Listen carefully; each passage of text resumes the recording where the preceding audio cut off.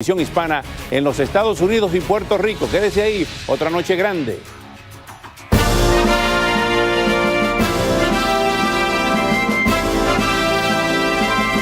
Ahora, con Oscar Aza.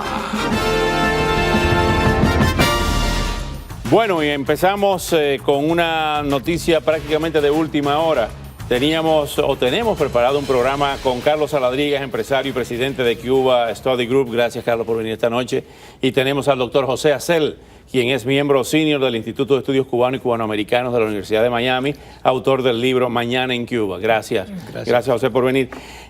La noticia que entró aquí hace una hora, un poco más de una hora, es que dos senadores de Estados Unidos, como lo vimos en la parte introductoria del programa, se han reunido por 2 horas con Alan Gross y hay diferentes cintillos y titulares dependiendo de la agencia de prensa que lo está reportando. En el caso de F, señala que los senadores se han reunido por 2 horas, que se encuentra de visita en Cuba Tom Udall y el republicano Jeff Flake. Mantuvieron un encuentro de 2 horas con el subcontratista Alan Gross, preso en la isla del año 2009, y se reunieron además con funcionarios de varios ministerios. Quiere regresar a casa y algo debería hacerse al respecto, fue lo que dijeron los políticos norteamericanos que llegaron allí. Por su parte, AP, con fechada en La Habana, dice: senadores de Estados Unidos creen que Cuba liberará a Alan Gross. Gross, como ustedes recordarán, fue detenido en diciembre del año 2009. Antes de entrar en los temas que teníamos programados para la noche, como son los editoriales de The New York Times y otros temas importantes de la realidad entre Estados Unidos y Cuba, Carlos Saladrigas, su opinión sobre este caso de Alan Gross y esta visita de estos dos senadores. Yo creo que es hora que el señor Gross regrese a su casa, su familia lo necesita, está mal de salud. Yo creo que debemos hacer todo lo posible, que el gobierno americano debe hacer todo lo posible para sacarlo de Cuba. Y yo creo espero que se encuentre una solución. Lo que sí no creo que se debe, el caso de Gross debe ser el caso que aguante cualquier progreso en la relación bilateral entre Cuba y Estados Unidos. Hay muchos otros temas de los cuales se deben hablar, los cuales hay que poner sobre la mesa, y este es uno de ellos, pero no es el único. José, su reacción a este tema. Yo estoy de acuerdo con Carlos que debemos hacer todo lo posible. Sin embargo, no puede eso incluir un canje por los espías cubanos que están aquí. Tenemos que excluir eso como una de las posibilidades, pero salvando eso sí tenemos que hacer todo lo posible para traer esto para la casa. ¿Creen que podría el gobierno cubano soltar a Alan Gross en diciembre? Yo creo que es posible. Yo creo que es posible que hubiera sido liberado en otras ocasiones si no hubieran pasado ciertas cosas. Yo no creo, dentro del gobierno de Cuba yo creo que hay división sobre el tema. Yo creo que hay personas dentro del gobierno cubano que prefieren que Alan Gross sea liberado y otros que encuentran valor político en mantenerlo preso, ¿no? Pero yo espero que sea liberado y que sea pronto.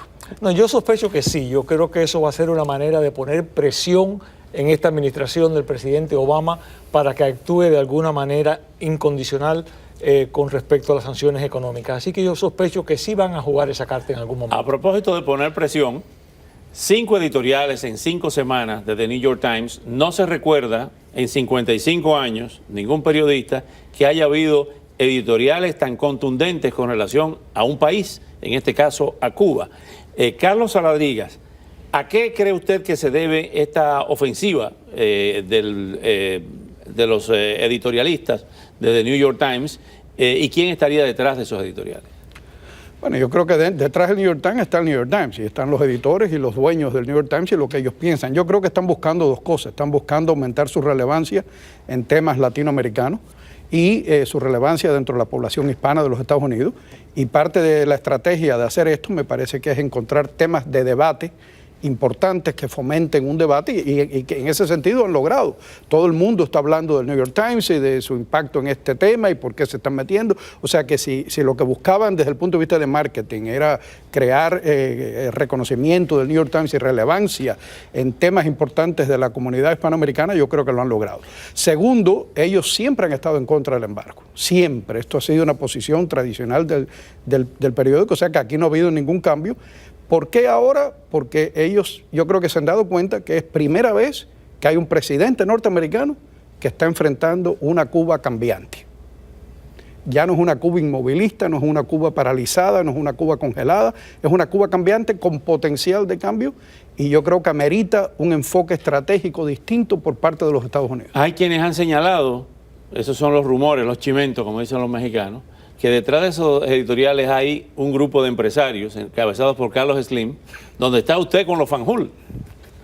Por favor, si tuviéramos ese poder, imagínate tú dónde estuviéramos nosotros. Eso no existe. ¿Usted no ha hablado con el New York Times? No, por supuesto que no. Ni nunca ha tenido una reunión con la Junta Editorial de New York Times. Es un periódico de una gran independencia. Es una tradición de ellos. Yo creo que es uno de los periódicos más influyentes de este país. Y tratar de, porque no nos guste la posición del New York Times, tratar de desacreditar el periódico me parece que es una posición absurda. Tienen su propósito y tiene su sentido. Y a lo mejor no estamos de acuerdo con las razones por las que lo están haciendo, pero obviamente esas teorías conspiratorias, yo no creo en ninguna de ellas y no creo que ninguna sea cierta. Gracias. José Acel. Bueno, podemos especular mucho sobre los motivos del New York Times. Ahora, lo que sí está claro que estos 5 editoriales ya son una campaña. Debemos llamarlo lo que es. Es una campaña para influenciar un cambio en la política norteamericana hacia Cuba. La gran pregunta que yo me hago y que el New York Times no ha hecho en ningún momento es, bueno, ¿qué se espera que haría Cuba? Y esa es la pregunta que debemos estar haciendo y que yo le hago a Carlos siempre. Si los Estados Unidos cambia su política incondicionalmente, sin pedir absolutamente nada, ¿qué es lo que estamos esperando de Cuba? Porque yo creo que el diseño de una política internacional es comparable a un juego de ajedrez, en el cual uno considera que si yo muevo ficha, tengo que pensar qué va a ser mi adversario, ¿no? Pero en ningún momento nos están aclarando qué es lo que esperamos que haga el gobierno de los Castros si los Estados Unidos, sin pedir absolutamente nada, cambie su política exterior. Condicionar la política norteamericana a lo que Cuba haga o deje de hacer es darle a Cuba el poder de determinar la política norteamericana. Yo creo que los Estados Unidos tienen que hacer lo que es en el mejor interés de los Estados Unidos y yo espero el mejor interés del pueblo cubano. Han sido muchos años de una política estática que no ha dado resultados, que no ha funcionado. Cuba tiene que cambiar, no le queda más remedio. El problema, el gran tema de debate es no mantener la misma política que hemos mantenido por 50 y tantos años que no ha funcionado, sino cuál debe ser la política más efectiva que se debe aplicar hacia Cuba. Le llama la atención que los editoriales, y el señor Rosenthal dice que están buscando, lo ha dicho abiertamente, influenciar en la política de los legisladores de Estados Unidos en la decisión. Ahora, le llama la atención en que en ninguno de esos 5 editoriales se cuestiona y se le hace un petitorio a Cuba, que cambie en hechos específicos, en campos específicos, a diferencia del Washington Post, que sí lo ha pedido.